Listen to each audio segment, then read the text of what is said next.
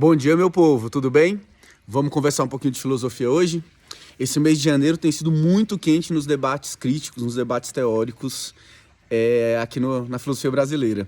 Então houveram dois textos que saíram agora em janeiro. Primeiro um texto do professor Vladimir Safatli, chamado Grande FMI Universitário, e depois um texto do Douglas Barros, intitulado Contra Nego Bispo, que tem sido aí os estopins, né, dos debates mais acalorados durante essa semana e semana passada também.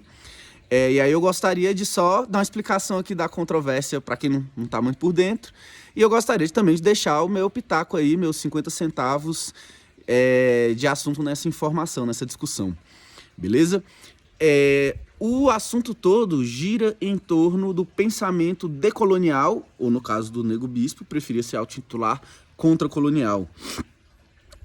Não é novidade para ninguém que o pensamento decolonial, né, que nesse formato surge aí a partir do finalzinho do século XX, nos últimos 30 anos atingiu um prestígio gigantesco, né? Não só apenas na academia, mas também na política, nos movimentos sociais, no espaço da arte, da cultura, né? A ideia de contracolonizar, de decolonizar, de chamar, né? de nomear digamos assim, os inimigos, né, de eurocêntrico, de colonizado, de colonialista, né, para quem sabe, né, para todos nós sabemos que isso tem nos últimos 2 décadas que se tornou mais comum, né, 3 décadas no máximo, aqui no Brasil. Ao passo que esses textos, né, do Vladimir e do Douglas Barros partem da premissa que o pensamento decolonial se tornou, em certo sentido, hegemônico na academia e na cultura brasileira, né? Se tornando, por assim dizer, um certo novo cânone, né? Eu não gosto muito dessa palavra, mas, ou seja, uma nova ideia que quem não participar dela estaria errado, estaria sendo colonizado, né? O texto do Vladimir Safatli é um texto crítico, provocativo, embora bastante respeitoso, bastante cônscio, né? De que é um campo teórico também progressista, mas que também merece crítica. E a crítica do Vladimir Safatli é de que talvez a crítica decolonial não seja tão descolonizadora quanto ela se propõe, né?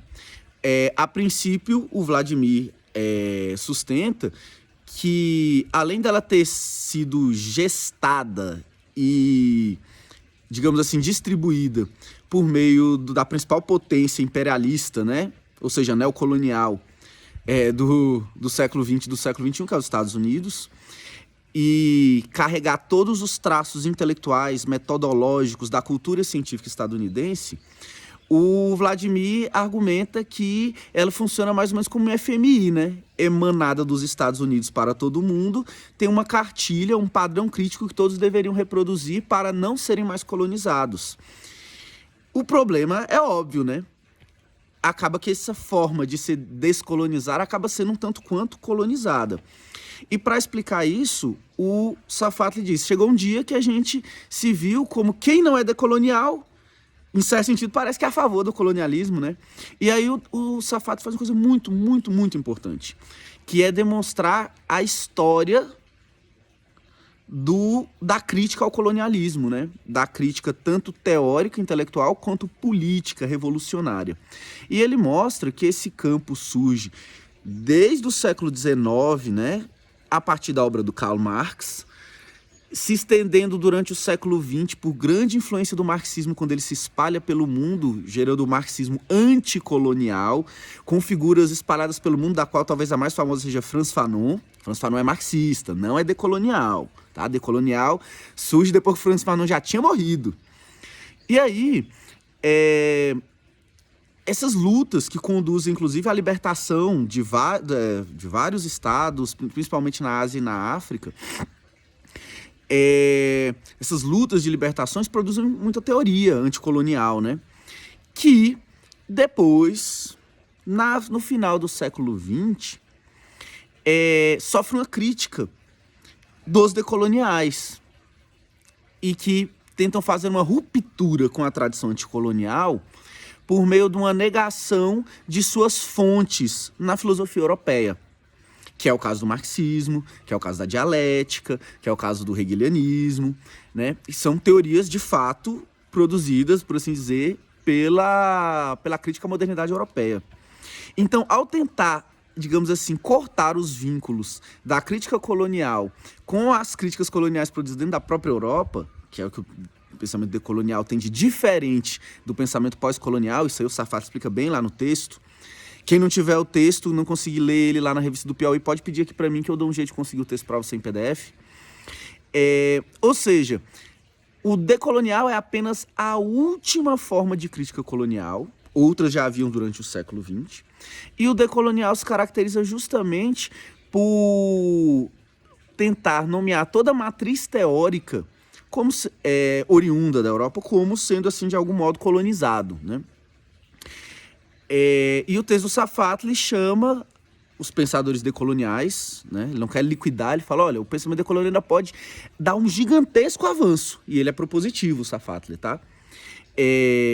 O gigantesco avanço que essa teoria pode dar é incluir novamente dentro da teoria decolonial uma crítica econômica que os anticoloniais marxistas já faziam. Se ela conseguir incluir essa crítica, ela tem uma contribuição gigantesca a dar para o futuro. No entanto, se o pensamento decolonial permanece antimarxista, o que significa antimarxista? Não ter um conceito enfático de classe social e do papel das relações econômicas no colonialismo. Sem uma análise de classe dos próprios países europeus e uma análise de classe interna, e sem uma compreensão de como as motivações econômicas, para dizer o mínimo, são causadoras do fenômeno colonial no âmbito da cultura, o pensamento decolonial cai de volta num idealismo, que é imaginar que as formações culturais, as formações de pensamento que produzem a realidade. Sendo assim, o Safatli chama o pensamento decolonial a se descolonizar e a compreender as relações materiais nas quais estão inseridos, de um modo muito teórico, uma crítica muito refinada, né? Em seguida vem a crítica do Douglas Barros. Porque, veja bem, o texto do Safatli já gerou um burburinho imenso, né? E aí, muita pouca crítica ao texto do Safatli. E o que eu chamo de crítica? Crítica é você ir lá no texto, explicar o texto primeiro, né? A crítica é a exposição mais a crítica. Demonstrar que você entendeu os principais conceitos, interpretar os principais conceitos e mostrar a incongruência deles, os limites, o que faltou, né? Agora, você pegar o autor e chamar, mas é um autor branco, é um autor de São Paulo, é a branquitude, é que não aceita um pensador periférico, é que é contra os quilombolas. Isso não é crítica, isso é chilique identitário. E aí é engraçado, porque a gente faz a crítica do identitarismo, e aí quando os identitaristas não respondem à crítica, eles respondem só com o identitarismo puro. Aí fica difícil. É necessário mostrar lá no texto do Safatli. Ele está errado? Já havia pensamento decolonial no meio do século XX? O pensamento decolonial incorpora a crítica econômica do marxismo?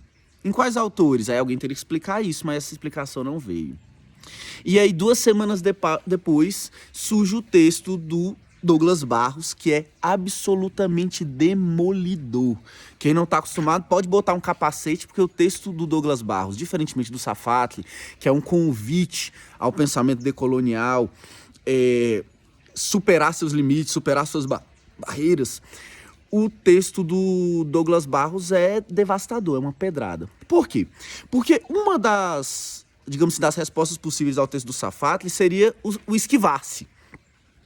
Seria aquela esquiva de dizer, não, mas os pensadores decoloniais não são do jeito que você está falando. Quem disse que nós negamos o pensamento europeu? Não, a gente flerta ainda com o marxismo. O Dussel e o Dussel, o Miolo e o... meu Deus, esqueci agora. E o Aníbal Quirrano tinham relações com o marxismo também. Sim, mas são 2 campos teóricos diferentes. E aí, para responder isso, alguém poderia dizer também, né? Não existe um rompimento completo com o pensamento europeu. E aí vem o texto do Douglas Barros, que pega o exemplo do Nego Bispo, tá?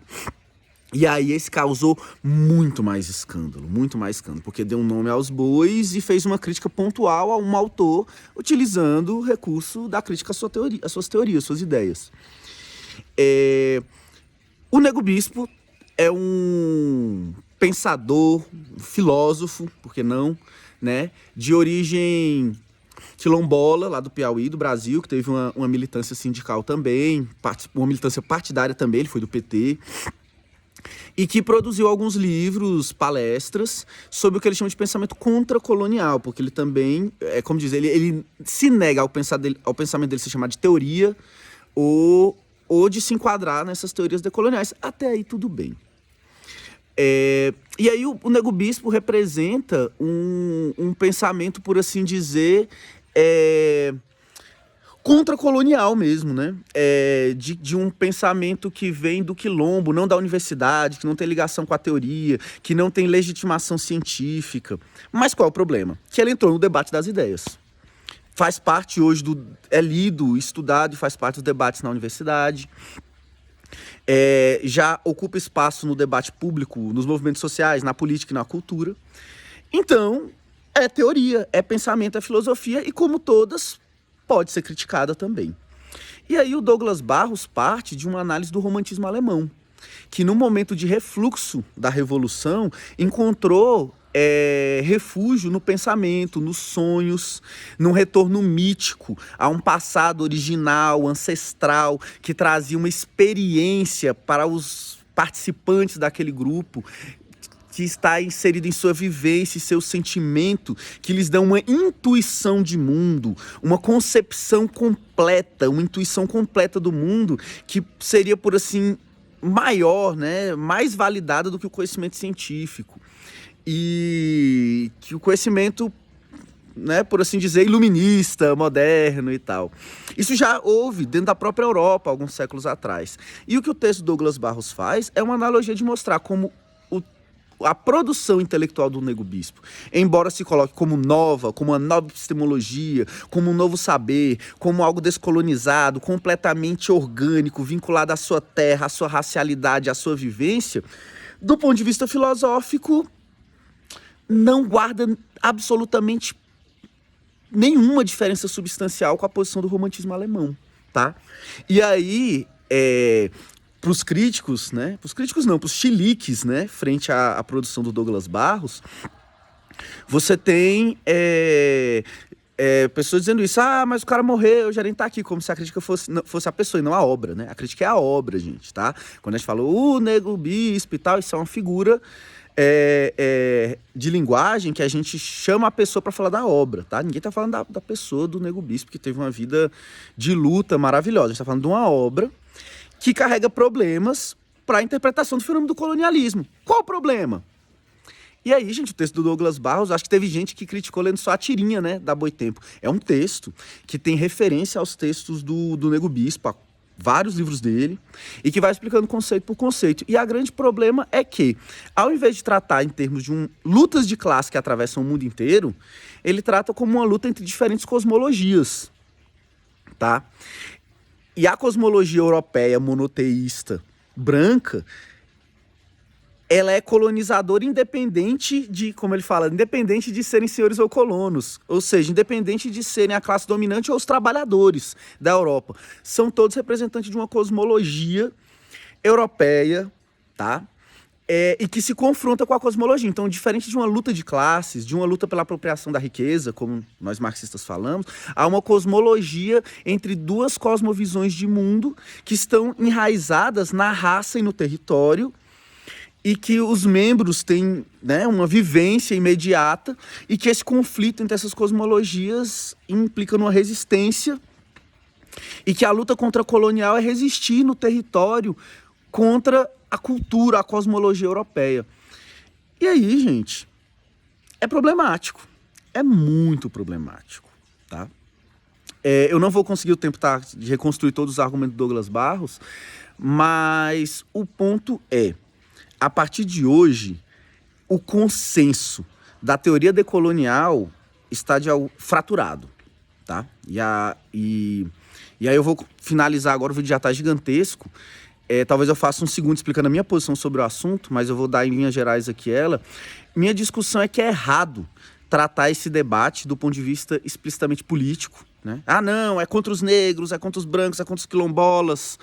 né? Porque vai cair para um campo identitário que não ajuda a compreender o que de fato está acontecendo. E o que de fato está acontecendo, eu vou dizer, é o conflito entre dois paradigmas teóricos científicos sobre a explicação de um fenômeno social. O fenômeno social do colonialismo e de sua continuidade, né? Você tem uma teoria do campo marxista, que chama teoria do imperialismo, que concorre com a teoria decolonial para a explicação desse fenômeno. Enquanto a explicação do imperialismo é materialista, é dialética, é histórica, a explicação decolonial ela é cultural, acadêmica e principalmente identitária do mesmo fenômeno. É isso que está acontecendo. Um conflito científico. E como conflito científico, os dois campos vão se criticar a partir da carga conceitual dos conceitos que tem e de como compreende que esses conceitos interagem com a realidade material. A largada foi dada. Um consenso de que o marxismo estava ultrapassado, que o marxismo é colonial e de que só foi inventado agora uma teoria decolonial para nos explicar que, olha, teve colonialismo, olha, os europeus foram ruins, olha, houve racismo. Esse consenso acabou. Não há nenhuma novidade na teoria decolonial. Todos esses elementos nós já sabíamos há praticamente 100 anos pela teoria anticolonial. O monopólio e o apagamento do marxismo anticolonial acabaram agora, em janeiro de 2026. Abre-se um novo debate. Por um lado, você tem os decoloniais esperneando, xingando todo mundo com todos os adjetivos identitários possíveis. Por outro lado, você tem o campo crítico, marxista, se reorganizando e bradando com todo orgulho do mundo. A gente já fazia crítica ao colonialismo há mais de 100 anos e temos uma teoria do imperialismo, que é a forma moderna com a qual o imperialismo, digamos assim, o colonialismo se atualiza, tanto do ponto de vista das relações econômicas, políticas, quanto do ponto de vista cultural. É isso aí. Gente, eu estou escrevendo uma resenha a esses textos e espero sintetizar eles por escrito ainda até no início da semana que vem e a gente toca esse debate aí para frente. Estamos abertos à conversa. Quem gostar, quiser tocar para frente esse debate, estamos aí. Muito obrigado e até a próxima.